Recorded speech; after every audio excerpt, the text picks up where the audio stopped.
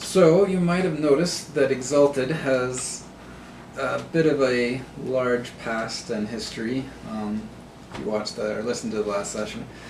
Um, since then, I have gone through character creation with the guys here. Again, it was their first time with the system, so it took a bit of explanation, and also I had to remember certain rules because it's been I've only played this edition once, so some of my natural tendencies weren't quite correct. We are basically ready to start now, but first we're going to go through our players' backstories, talk about things a bit, because that's an important part of Exalted, is deciding where they exalted and why, what they've done since then, and how they've survived.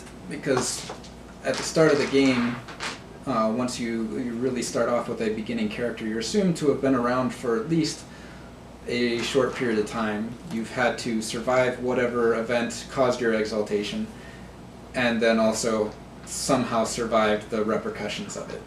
Because any nearby dragon-blooded are definitely going to be calling down the wild hunt on you. Mm-hmm. And what's even worse is when you exalt right in front of a wild hunt, or because of a wild hunt, or even as part of the wild hunt, because that could be fun. And definitely occurs. So, you're a person fighting for the wild hunt, and then in the battle against an exalted, you exalt. Yes, but it occurs. Oh man. And that's really a difficult thing, because you're stuck in this immaculate order planning and mindset, and now you are the enemy that you have trained your entire life to fight. What does that do to a person? But anyway, so in the last session I gave you guys a couple of options of where to be and what kind of exalt you're going to be, which cast. Let's start at the other end. Tim, which cast did you choose? I chose the Night cast. I'm the sneaky ninja type. Mwahaha. All right. Where are you from? I'm from that prison. Yeah, Fortitude. I'm from Fortitude, the prison. Yeah. The prison. Australia. You're from Australia. Whatever. So you're from Fortitude. You grew up in basically a prison setting. You know that you basically grow up with the knowledge that you are evil and that only death, or not necessarily evil, but that you are a criminal and only death can remove that taint from you. Mm-hmm. There's a dark god at the bottom of Fortitude that inspires dark deeds, oftentimes fulfilling the knowledge everybody has that everyone born here is already a criminal at birth. Mm. So eventually, everyone it becomes a self-fulfilling prophecy. Yeah. So, you grew up there. Why did you exalt? Cool thing, what is the beginning of the ordeal that caused it? All right, so I'm living here in Fortitude. Living here with my family, my friends, and the people around the corner, and in my cell block, basically. Basically, your gang. Yeah, my gang. I'm part of this gang. And then those people that are part of the wild hunt, or specifically this family called Cathak. Yes, Cathak. Cathak. Yeah.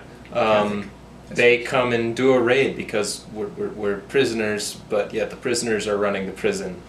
So we're being raided, but they're kind of trying to be sneaky about it, and they've come in from the ocean side and have found a way through the tunnels underground to get into us.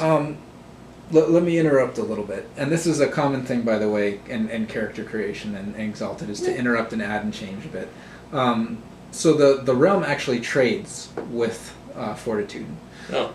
So there is some level of trade. I mean, they may not agree with the way things are going there, but that doesn't stop them from exploiting it.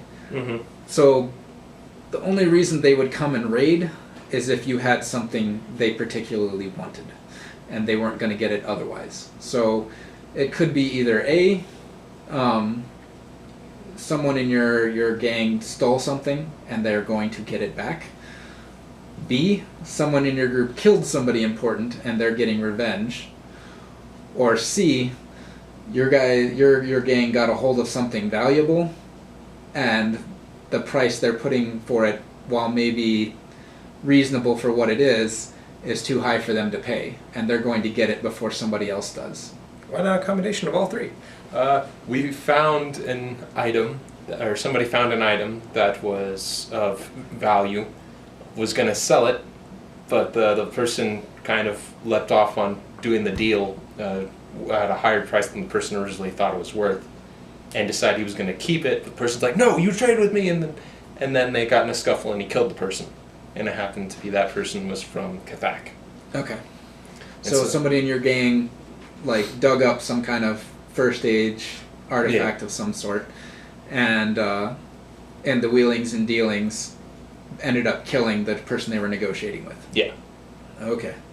That makes sense. And that would basically, at that point, it might not even have been House Kathak or Kathak that you were trading with, that they were trading with, but House Kathak is basically the military enforcers of the realm. Mm-hmm. So they employ themselves as mercenaries, and it's often said that they have a lot more brawn than brains. Yeah. And that's why they reproduce so fast and also die so fast. Yeah. So yeah, they come in and came in out of nowhere and killed my family, and my gang was pretty much destroyed. Okay. So is it the attack that causes you to exult? No. I was able to hide and was able to get away, and I wanted revenge. I really wanted revenge. So I sought out some of the other gangs and convinced them that the Kathak were also after them, and that we all need to rally together and fight them out of here, get them out of here, and kill them. And then I'm like, okay, I'll make sure that they can't get away, that they won't go and get reinforcements. I'm going to go burn their ships. All right. That's a very Nightcast thing to do. Yeah. So I try to go sneak onto their ships to set them on fire, I'm able to get on board and get ready to light the thing on fire, toss a torch, and then one of the dragon-blooded firebenders goes, "Nope, fire's out." I'm like, Yeah, House Catholic is a fire aspected family, so that's a very possible thing to happen. Yeah. And then he comes and starts attacking me, and that's when I exalt, trying to not be killed by him. Okay. And so then it's him firebending, trying to get me now that I've exalted, and me dodging around with my newfound power and making him forget where he's throwing his fire, and he burns his own ships. That is also a very Nightcast thing to do. So I kind of do that whole Aang thing from Avatar: The Last Airbender versus the Zhao. Yeah, General Zhao. Yeah, against him. Burns his own ships. And then I leapt off and swam to shore and started running. See you later, bye, have a nice day. Out. Yeah, well, the gangs I rallied together are fighting the guys' armies. Okay. And so I start running, and it gives me at least a head start getting away. Good. That's very solid. And since then, we talked a bit. You've been able to keep away from the army because you're fast enough to do so. And armies are always slow. Mm-hmm. But now they have no ships. They're traveling east along the shore till they can get to a better port, Mm-hmm. Or to a port in general. And so you've basically been forced further and further east. Mm-hmm. However, that's a bad thing because eventually you're going to end up at the temple area where the temple city, and so you've basically gone north. Yeah. Further north, and ended up north of Whitewall. Yep. Okay. We've gone through all of your character generation thing. Is there anything like special you'd like to point out about your character, or like something defining? Well, I guess I'll go with my defining intimacy. I really, really want to find my own home. Yeah. I've lost my home. I've lost my family. I've lost my friends. So I want a new home, and that's my driving motivation. I really want to find myself a home. All right.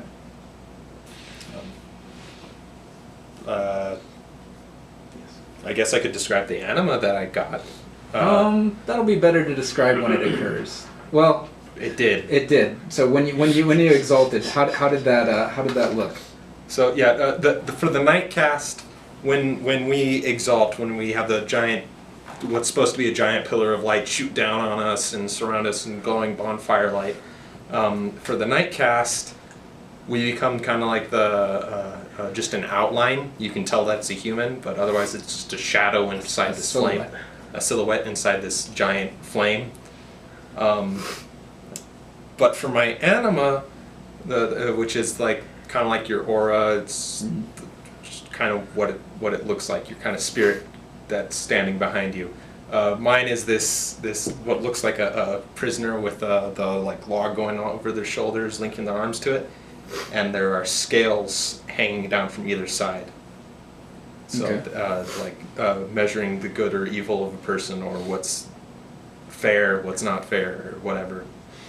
Yeah, and so it would look, rather than being the prisoner being like chained to those and unable to escape, it would look like even chained up that they're a very dangerous person. Yeah. That they can enact whatever it is that the scales show. Yeah.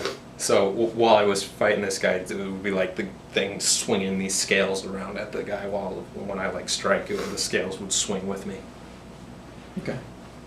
Like as if they were giant clubs.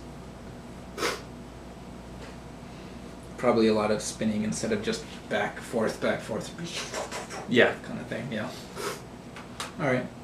And just like you can, whenever you're described, like if you ever get to iconic levels again, and you want to describe your anima as part of a stunt, you don't have to describe the entirety every time.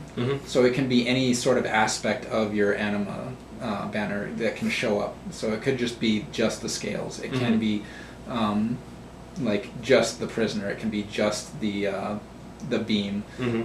Any part of that can show up individually, or even just the chains that the scales are being held up by. Okay. All right. Character's name? My name is Morez, M-O-R-E-Z, or the name I picked up because of this awesome thing that I did was Nemesis of Cell Block E6. All right.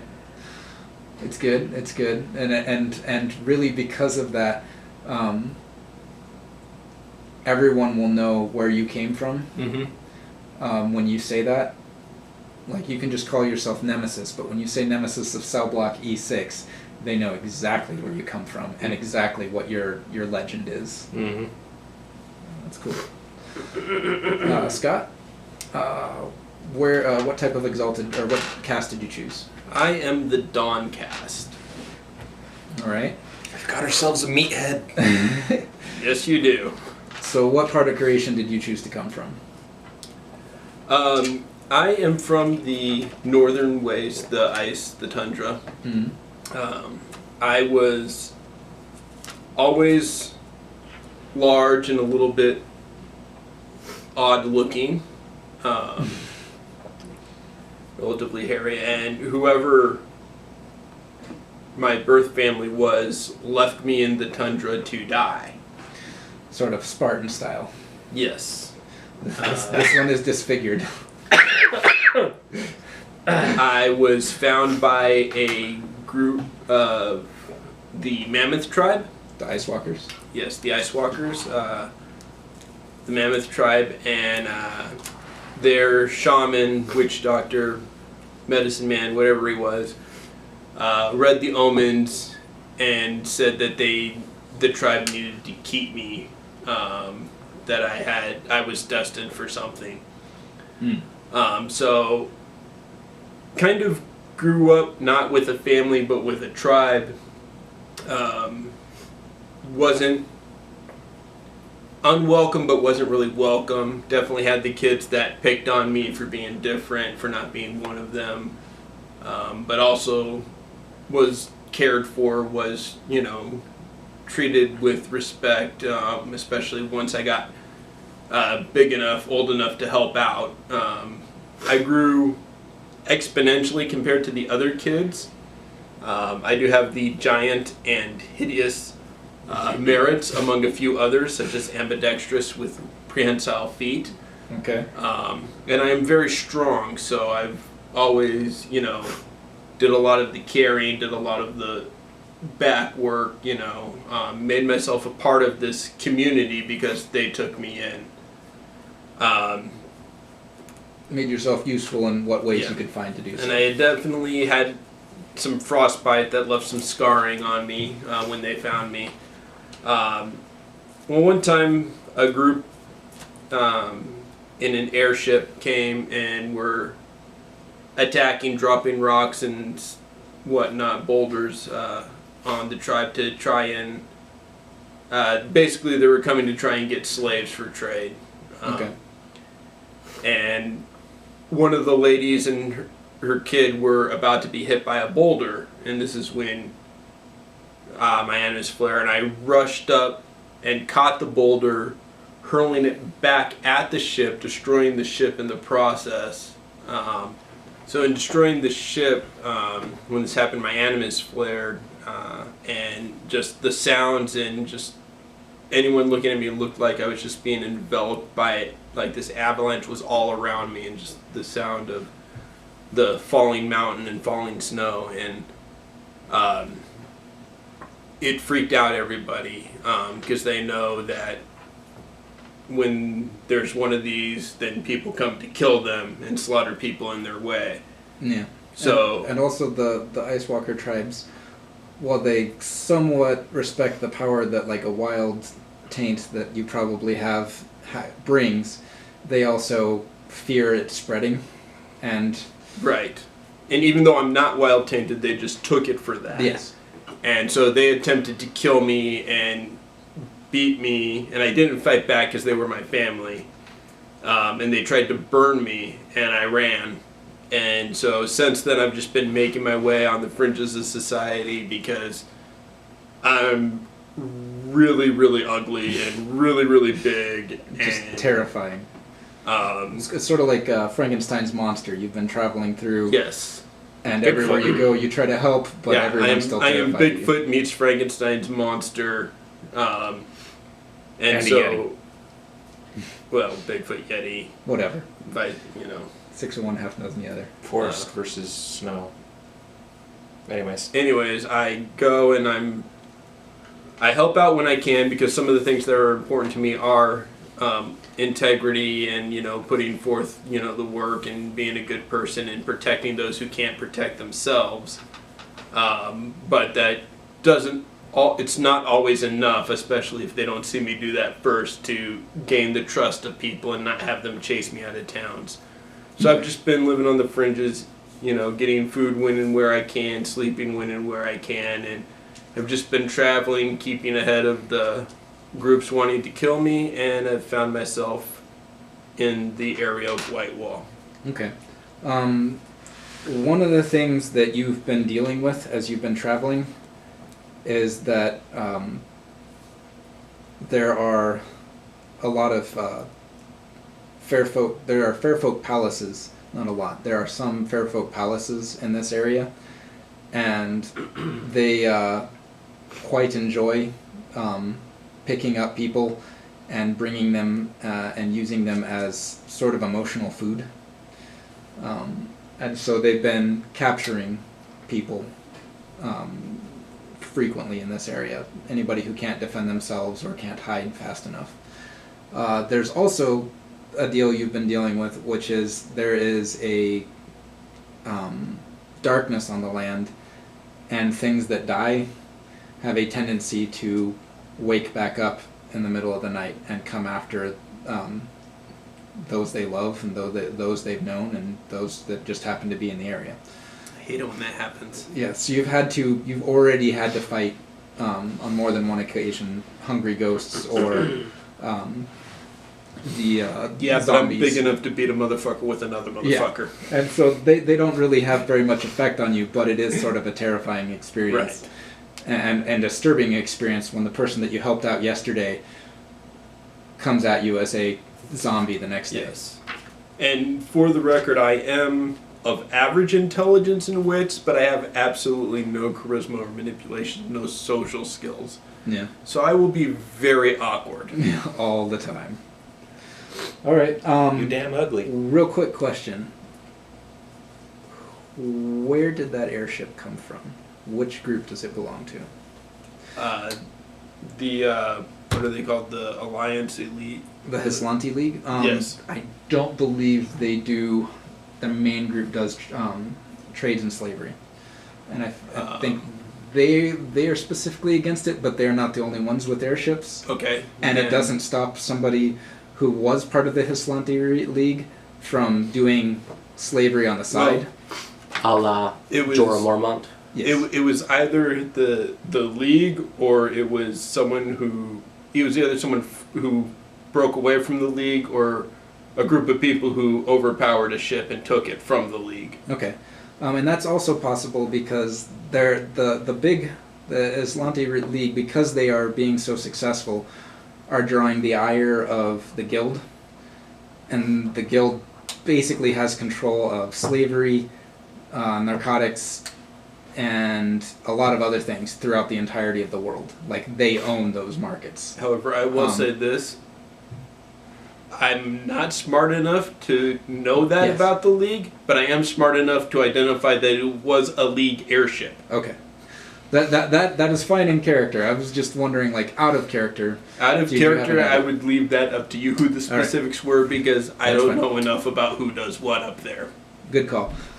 So yeah, we'll it'll be relevant in the end run, but yes, as far as you know, it was a Hislanti League airship that did this to your tribe. That is correct. All right. Damn you. Damn you, Hislanti League. Spoiler there, but Dan. Sorry. One last question. What's your character's name? Siku. Siku. And have you taken up a new name? I have not yet. Okay.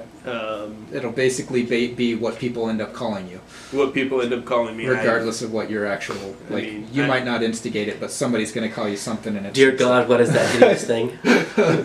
It's a Yeti! Yes. Yeti of the tundra. The abominable snowman. Something along those lines. The monster of the north. Yep. I'm really more like the abominable snowman from the Looney Tunes. Where I'm just gonna... I will love him and pet him and call him George. Or Monsters Inc. Oh, yeah. Monsters Inc. Snow cones? The guy who has a voice in every film that they have? Oh man, that guy's quite a thespian. Wait a minute, they're just using the same guy over and over again. All right, Dan, what cast of Exalted did you choose? Eclipse. Eclipse. I'm Eclipse cast. All right. The Marshal of Peace, Otto Eriksson, had a dream of peace in the north. He was tired of all the infighting and used his considerable talents and resources to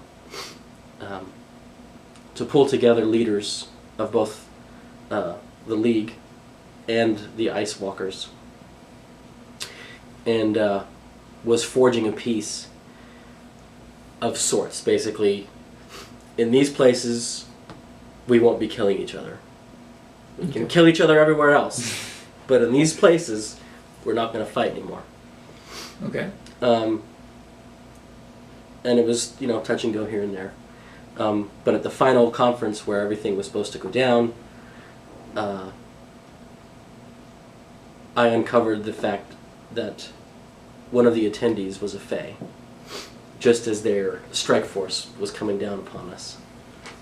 So they were basically everyone like we talked. Everyone had agreed to disarm at least for this meeting. Yeah. So everyone came forward without weapons, and suddenly were being attacked by one of the Ice Walker tribes. Yep. And you uncovered that their attendee was actually a fair folk. Yeah. And at that moment is when I exalted.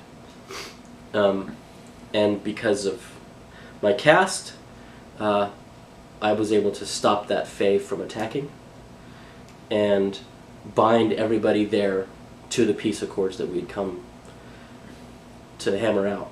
Which, instead of deepening resentment toward the Fae, I actually brought them in to the accords so that they can now come to these specified locations and engage in trade as well. But as such, must also honor the peace of Yes. those locations. Yeah. All right. Um, That's a powerful thing to be doing as an exaltation. It's a great moment to do so. yeah. And my anima is a double-headed eagle. So when you exalted, how did that show? It like rose from behind me and like flayed out. Okay. Wings and... Rampant? No. Displayed Okay. is the heraldic Gotcha. terminology. But the heads like operate independently of each other, and they represent looking to both sides Yeah. in all directions. Okay. Yeah, and it functions similar to the eclipse, where the outline is a golden fire, and you can see sort of the highlights, but otherwise it's black. Okay. Um, Oh, I see. So it's like eclipsing the sun kind of thing. yeah, Gotcha. Or more accurate, like from your standpoint, it has the sun at its back, Yes. shining down through it. yeah, But as others would see it, it's eclipsing the sun. yeah.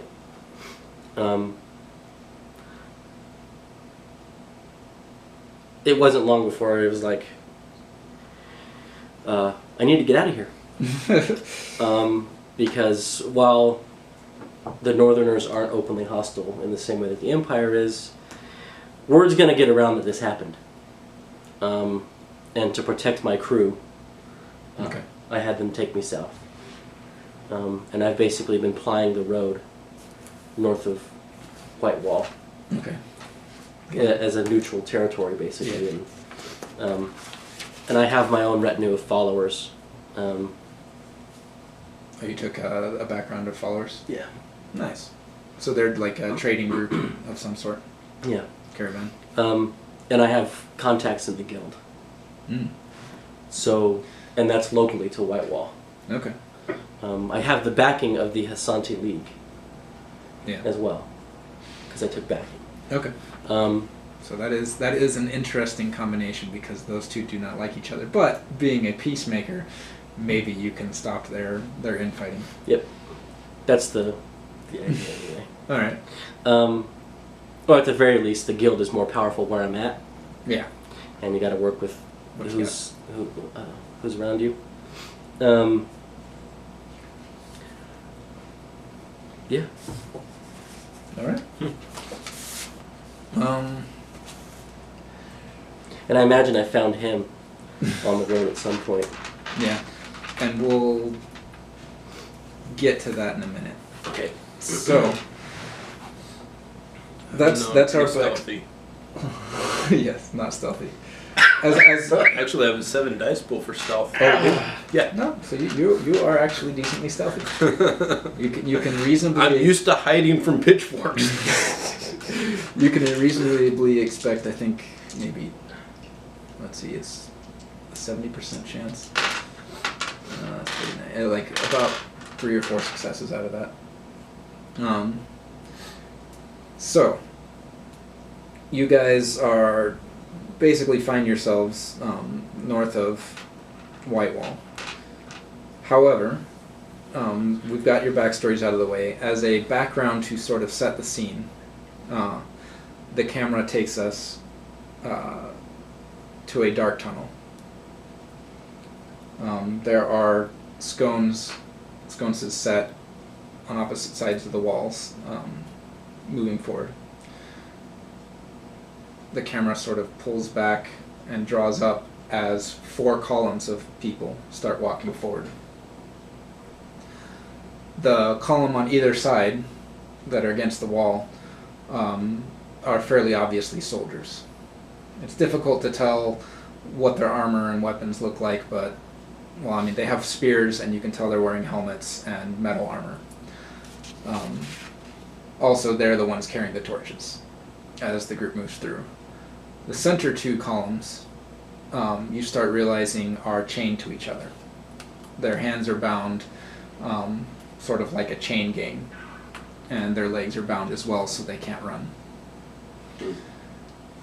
The four groups continue to march forward as the camera stays there, and as the last of the column moves, the camera drops down.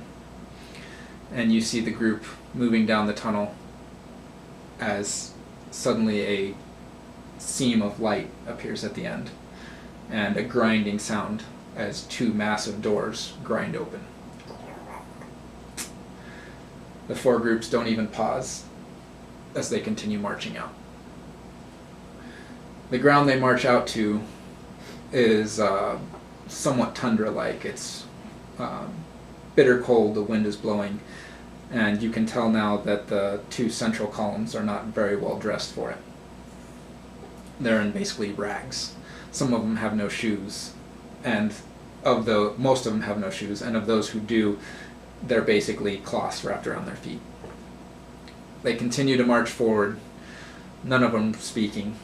There's no heraldry, there's no calls out to the soldiers or the prisoners, I guess, as they march down the road. As soon as they're clear, the doors start to close back up again. The camera sort of pans out as the doors have closed, and you see a wall stretching up to immeasurable heights. The people continue to march forward, and almost as if it is a practiced event, the two sides of the group, so two columns each, split off on each side of the road, heading in different directions. And it's almost like this is a sort of a parade type of thing. They're moving off in formation. The slaves don't seem to be raising their heads. They seem resigned to whatever fate they're moving off to as they move off to both sides of the road. You can see in the distance forests on either side of the street, or either side of the road, and mountains rising up to come to both sides of this wall. We cut a little bit in the future and see one of the columns approaching a glade, or just an opening in the trees. There is a large spike set in the ground with rings coming off of it. And as the slaves approach, or the prisoners approach, you can see them shaking and their eyes getting pretty wide. The soldiers even seem to be a bit disconcerted by their setting. And the lead guard says, "All right, let's get this over with quickly. I don't want to be out here after nightfall." And they start unchaining the individual prisoners and then chaining them to these links on the spike. They are quick about their work, and only a couple of the prisoners try to resist and are quickly butted upside the head by a spear and then chained on. One of them tries to run, and you see a soldier like pulling back a spear to throw, and the lead guard grabs his arm and is like, "You fool! If you kill him, you'll be the one chained up." And then a couple guys real quickly run and grab him, bring him, drag him back, kicking and screaming, chain him on. You hear an unhuman, unearthly cry in the distance, and everyone's eyes suddenly turn in that direction towards the east. And like a shiver runs up everyone's spine. And then the lead guard says, "Let's get out of here. Our work here is done." And they all march back. As the two groups of soldiers are approaching the road again, they hear a scream, a human scream, a blood-curdling scream. It starts with sort of a no, but ends in just utter terror. All the guards turn and look in that direction, and then turn and look up at the mountain to see that the sun is still up. The sun hasn't fallen yet. Let's get back to the wall as quickly as possible. And yeah, they start all but throwing their weapons down and running in terror.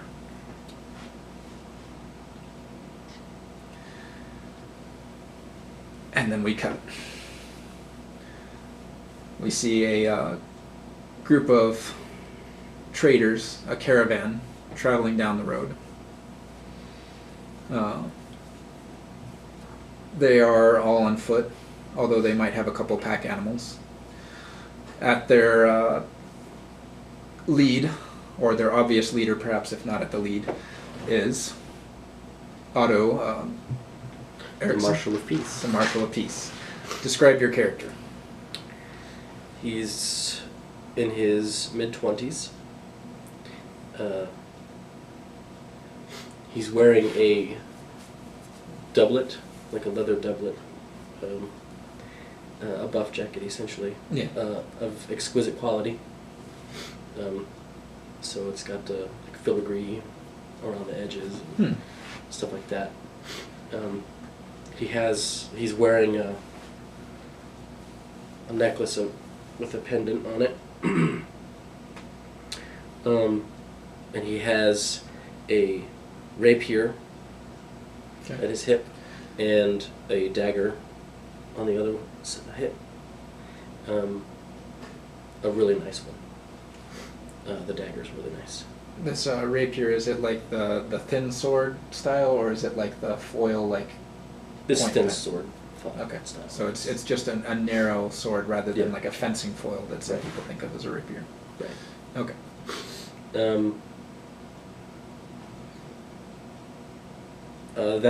That's basically functional. There's no embellishments on it at all. Okay. Looks to be a fairly lithe person, not overly built or anything, but has an air to him that everyone around him seems to just kowtow to.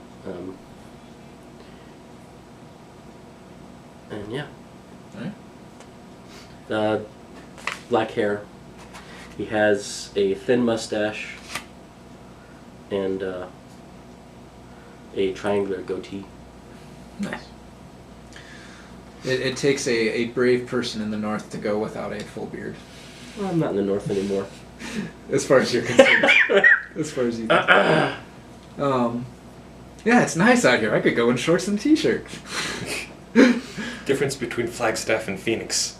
Yeah. Well, it's not that warm here, but it's a difference. The people in your retinue do follow you, while not unquestioningly, they do follow you with a very high level of respect. However, they do seem really nervous. And you know local tradition holds that A, you don't ever leave the road, and B, you don't want to be out at night. You have to be staying at one of the cities at night. It's Okay. not safe out on the road, even on the road. And even so, they would march all night to get to a city, rather than trying to camp. Okay. So there is no possibility of anybody camping beside the road. So even if they are stuck out at night, they'll just make it to the nearest city as quickly as possible. And you normally follow this tradition and wouldn't want to be left in this position, but there was a particularly great deal, and to make it up in time and get it all to work out right, you've had this basically to rush to try to make it to the next town before nightfall. And so that's where you're at right now, with everyone like nervously upping their pace as much as they can. I was about to ask if I could make a logistics roll, a war logistics roll, Go for it. to get us moving. Wits? Yeah. I'll make it It's difficulty 1. Looks like you got 4. Yeah. All right. Yeah, you get them moving. You've organized things very perfectly so that no one will be like carrying too much of the burden and slowing the rest of the group down. Everyone is at an equal level based on their capabilities. Yeah. And moving in fine order. Everything's battened down as much as possible. You've had a lot of experience with that. Yeah.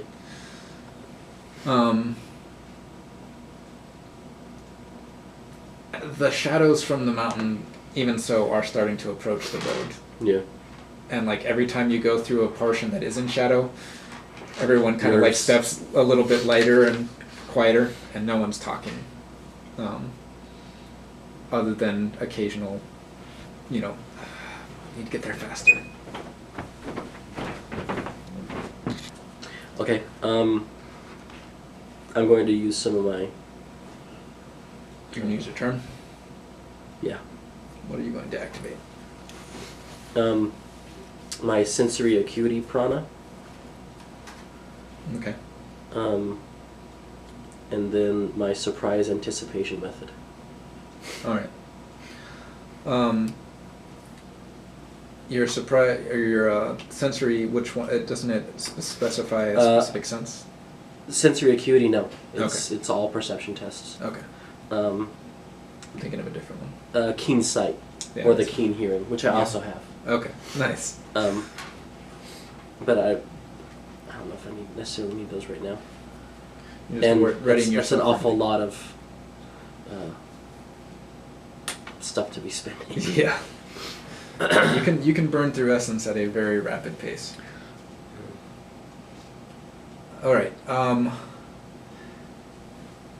As you guys are traveling, you hear sort of echoing in the distance some sort of inhuman roar, and everyone stops, and they all look at each other, and you can almost see them. Yeah, it looks like a couple of them were like edging backwards, but you got these guys pretty well under control, and so they trust you enough to be like, okay, let's just book it to the next city. As they start moving forward, though, a mist starts raising up from the ground, and it's sort of patchy at first, but it starts getting thicker. And pretty soon, it's getting to the sun's up, but you can't see very far, and it just keeps getting thicker as you guys go. Okay. We're gonna spend a point of willpower, and 5 more. Are you spending personal or peripheral? So remember when I was saying... For this, I'm gonna do peripheral. Okay, let's check how much... When your character spends 5 or more motes of peripheral essence in an instant, her anima ignites and intensifies by 1 level for every 5 peripheral motes spent. Personal motes don't agitate the anima, nor do smaller expenditures of peripheral. Some charms may only be used at specific anima levels, while others can mute, diminish, or extinguish the display entirely. So if you spend 5 from peripheral, you will go to a dim glow. Yeah. Your anima is invisible to all senses. Okay, dim is the normal? Okay, that's default level. Glowing. Your anima glows and pulses, outlining you with colors of the sun. Your cast mark appears in your brow, shining through anything placed over it. Any Yep. attempts at stealth or disguise suffer a negative penalty. That's fine. Okay, so you did do that? Yeah. And Okay. what I'm activating is It's 5 motes. integrity protecting piranha. Okay. Gives me immunity to wild energies. Okay. But more importantly, I am now a glowing beacon for my people to follow through the mist. Alright. Have you done this with them before? Uh, Or something like it? Yeah, probably. Alright. So... Because these guys came with me from the north. Okay. So they know what you are. Yeah. This fog had them terrified, but that light comes on, and they like scooch closer. They all scooch closer. I think there's a higher level that actually provides that protection to your whole party. Yeah. But I don't have that. Yeah, that one's a bit more expensive, or takes a few more charms to get to. All right. The fog gets to the point where, like, you can't even hardly see your feet. Okay. Then I will use. You got an answer for all of this. I do. I really do. I will activate Keen Sight and Keen Hearing. All right. They're each a simple action, so I won't. It'll be like boom and then boom. Yeah. And they cost 3. Okay, so that won't activate even if you do spend from peripheral. Yeah. So yeah. All right. You activate that and can hear. What is your? Sight and hearing that gives you extra dice. Yes, I have. It's +2 for a lot of stuff. The sight, the fog is 1 less. Okay. Penalty. The penalty is less. And hearing and touch Enhanced. are enhanced, and I can hear essence times 5 miles, a loud sound. So like a roar or whatever, of Okay. a big beast or a thunderstorm approaching. Make your Me farting. awareness roll. Yes, you farting would definitely waken the mountains. So it's Oh dang, was that me? wits awareness plus your bonus dice. You have it activated now. Who's that guy? If I did that, I would. And I get double 9s because Oh. of sensory acuity. Nice. 2, 4, 6, 7. Ooh, wow. Okay, 7s count as well. Oh. 8. Okay, yeah, that is an exceptional success. So not only do you hear things moving towards you from the woods, sort of from where you're at, it'd be to the south. You hear an impossibly quiet sound of something sliding into position in the road in front of you. It sounds like a impossibly quiet being, like somebody has stepped forward to the point where they don't even leave a footprint, kind of quiet. And they're standing in the road in front of you right now.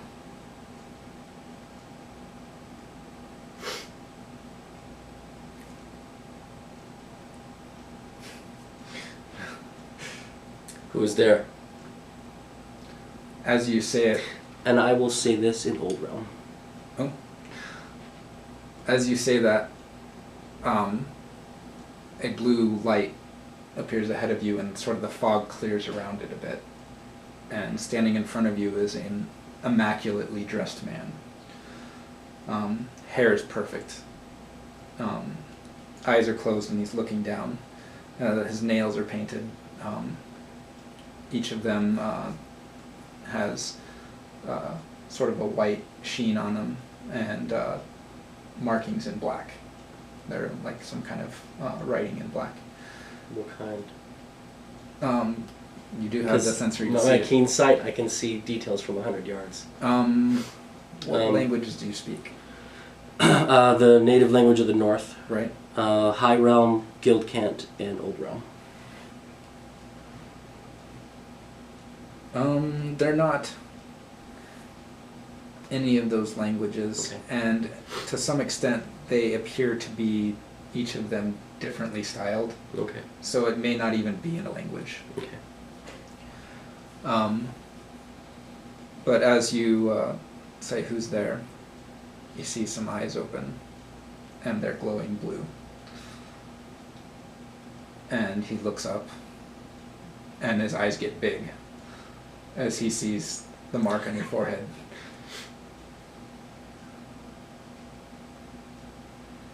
It's been a long time since any of your type has traveled these lands.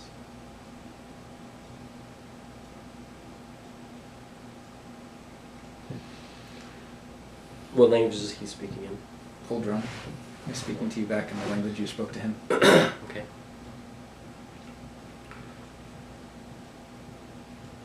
Certainly not openly.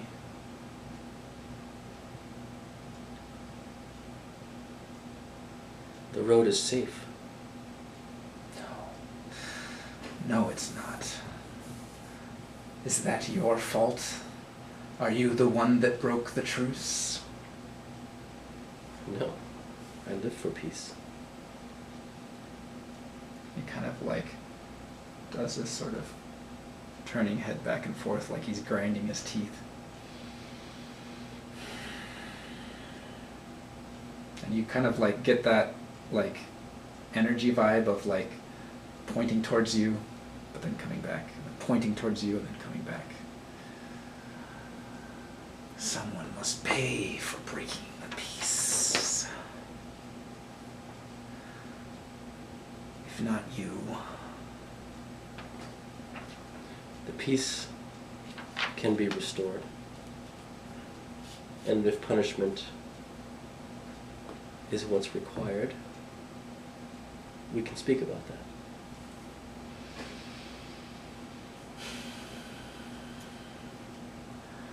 I am so very hungry. It has been a year since I feasted. I was looking forward to this night. But someone has taken from me what is owed me.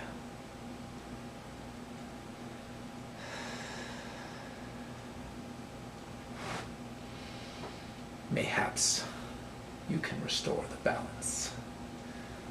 But I need something now. Hey, Billy Bob. Okay, Gandalf. As a token of good faith, You can have my red you shirt. can... my people must be allowed to pass. Of course. I wouldn't break the old oath. I can't break the old oath.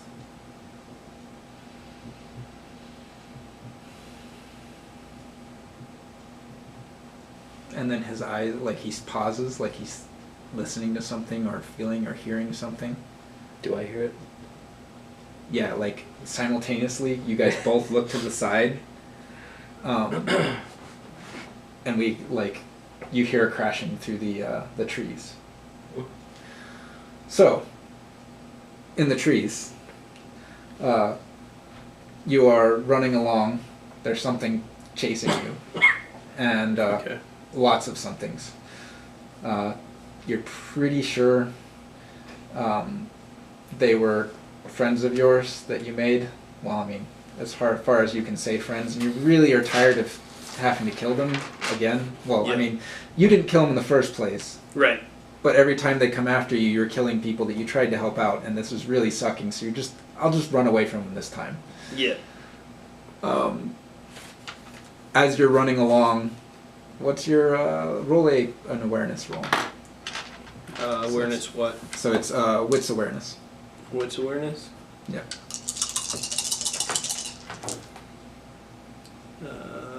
3 successes. Okay. That's wait, hold on. Let me back that up. Do you have anything to deal with the fog? Do I have anything to deal with the fog? I'm sorry, I should have stopped you before you rolled.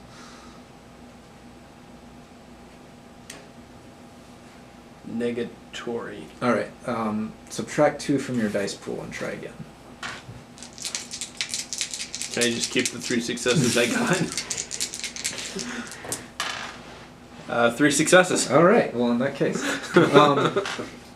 you crashing through the undergrowth when like you see barely through the fog something move, and come to a stop just in time to avoid basically trampling over a couple of beings that are ahead of you. They are short. They are short. They are not human. In fact, they seem to be some kind of plant creature. They've got these large, like deciduous leaves for faces, or like as masks over their face. It's kind of hard to tell which. But there's Okay. little eye slits and little mouth slits, and as you come rushing forward and stop, they all kind of turn to you, and their faces like go sideways and then rattle back.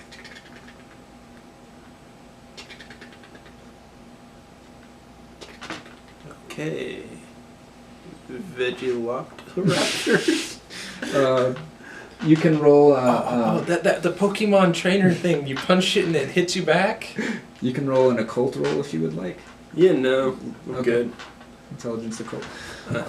Yeah, intelligence and cool. Let me roll those 2 dice. How many do I get for not having any of the ability? I don't What's my think negative? they give you a -1 in the system for not having any dots. Um, So it would just be your intelligence. you know, why not? I'll roll it. Okay. I'll roll my 2 dice. And I fail. Was either one of those a 1? One of them was. The other was a 2. Brilliant! So there is a critical glitch in the system, and you just found it. If you ever You're roll... welcome. You're welcome. If you ever roll a dice pool, get 0 successes, and at least one of your dice shows up as a 1, it's basically a critical glitch in this case. Okay, so I critically get lynched. Yeah. So you see these guys, and you're just like, oh, they're fairies. You know, they're like a local thing. They're fairies. Like, you ask them for help, and they will guide you to a safe place. I will ask them to take me to a safe place. They all I like, only speak the common language Yeah. for.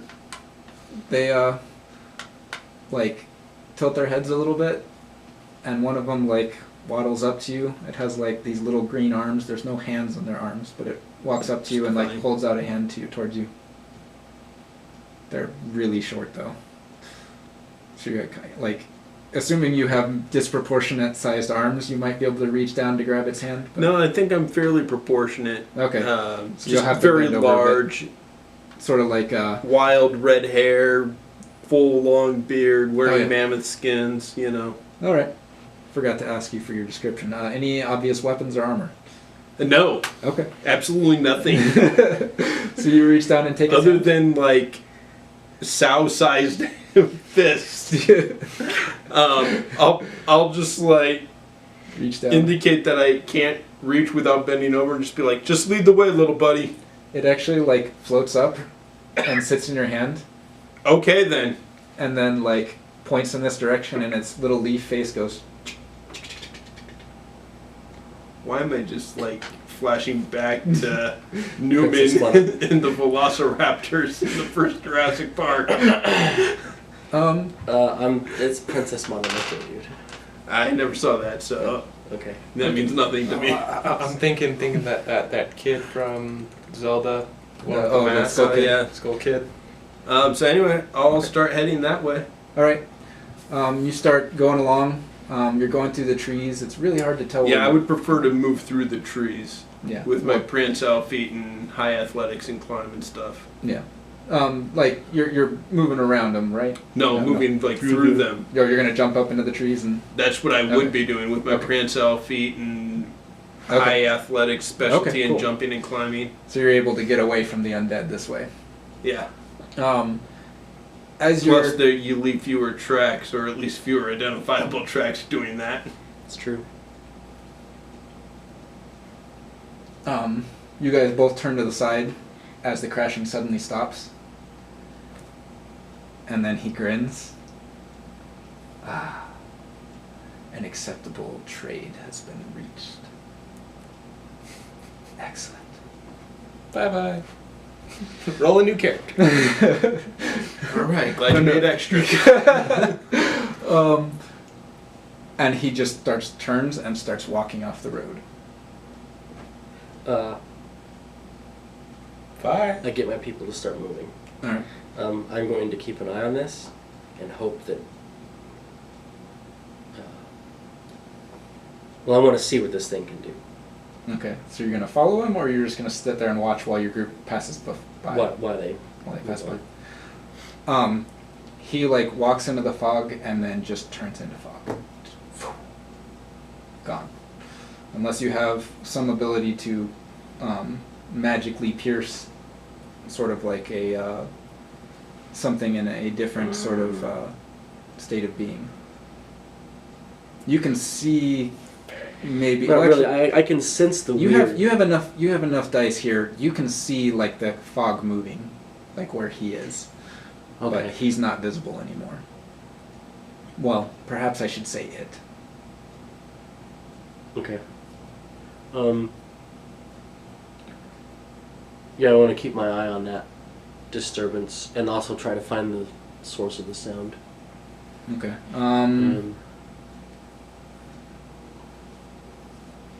Yeah, you start hearing sort of a different sort of crash. Well, I guess it would be the same sort of crashing sound coming towards the road, and they seem to be on an intercept course. Okay. Only higher. Yeah. Yes. Well, no, and actually, it'd be the he starts same. moving Because up I in would the have been fog. doing that through the things, only landing on the ground Yeah. when I had to in the first place. So the crashing is breaking branches and. Yes. Branches that break underneath. I'm assuming I'm about 10 feet tall and close to half a ton. Yeah. That's pretty big. That's abnormal, but not even abnormal. That's normally unheard of. But you could have maybe god-blooded ancestors or something along those lines that would make you that large. So it's definitely outside the realm of normal, but it is possible. All right. We will cut over to another figure. He's walking down the road in the dark, and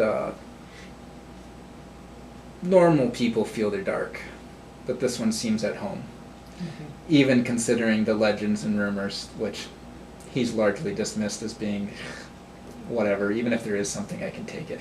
If I've heard them in the first place. Your awareness is low? No, my awareness is good. Oh, you mean heard the legends? Heard the legends. Yes. You know, since you've exalted, you found it so easy to find rumors and hear legends and hear anything that people are trying to hide. Like, it almost seems that it just works its way to your ears without you making any effort whatsoever. Like, you're just good at this. You don't even have to try. You've just left Whitewall. Like, you managed to get through the city, and definitely heard people telling you, whether they even were aware of you, that traveling outside the wall is a bad idea. But you also think at this point that staying inside the wall is a bad idea, because you know that it's not very far from here towards that immaculate temple. And if even a sniff or a whiff of you shows up here, they will be on your rear end in seconds, like less than a day. They can get here so fast. Especially those air aspects that you've been having to evade for a while. They seem to be combing for you specifically. Should I describe myself? Go ahead and describe yourself as you're traveling. I mean, you're cloaked as you see fit right now. Yeah. I'm a fairly short guy, also in my 20s. I'm wearing a buff jacket as well. Mine's raggedy, second hand, third hand, fourth hand. But I probably got it off of a corpse at some point. It still has the knife holes in it Yeah. that you put there. Yeah, probably. Obvious weapons. I got a sword, I got a couple daggers, and I'm carrying a staff. Okay. You have like a cloak up over your face? Yep. Alright. I got a cloak up, I got myself covered. That's about really it. Okay. So you know that there is a crossroads up ahead a ways, and those are known to be safe places from the fair folk. Also places that you meet fair folk, but you know, whatever. This one specifically has a city and a small shrine that holds this location down as part of the trade route. And you know the trade route itself is safe. So, just up this road. Always. As you're walking forward, though, you hear screaming and yelling up in the village ahead. Uh, hmm. Panic screaming or Yes. party screaming? Panicked.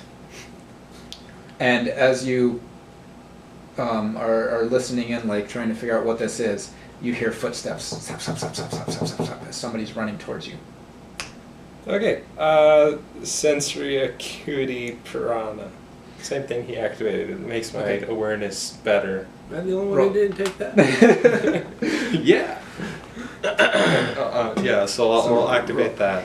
Diplomats must be aware of their surroundings. Stealthy people need to be aware of their surroundings. Yeah.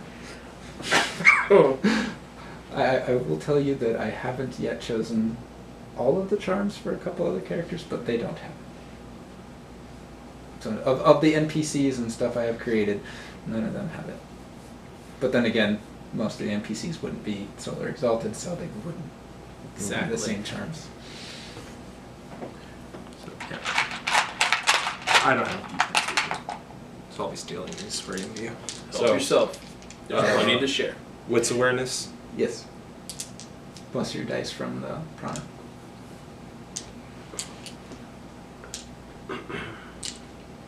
It just doubles nines. Yeah. It does the. It doesn't add dice, it just doubles your nines. Yeah. Okay. 1, 2, 3, 4. Okay.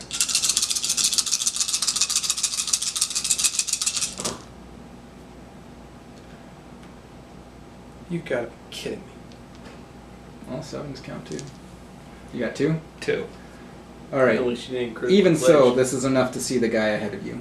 There is a man in his nightshirt, which is still long sleeved and basically long under what do they call this? But yeah, long underwear. Long johns? Long johns, and socks, and he is running towards you with eyes as big as saucers, running for his life. He's barely staying on his feet. He's running so hard. Uh-huh. I will take a step to the side as he runs by. Well, are you stealthing, or are you just like? Yeah. Okay. I'll jump behind a rock. All right, you don't even need to roll for this. This guy's not going to see you, but he just runs past you, like breathing really hard and utterly terrified. You can almost smell it on him. Look behind the rock back towards the town. It's silent.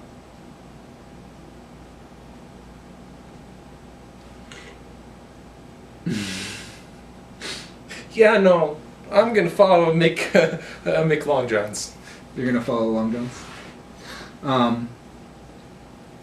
As you start to move, the mist starts swirling around you. Huh. Let's move faster. So I'll start moving. A little You bit. start moving faster, and you see the disturbance in the mist moving faster, keeping pace with you. What the heck do you want? Do you say that? Yeah, say that out loud. Your heat. Say what? As you stop, two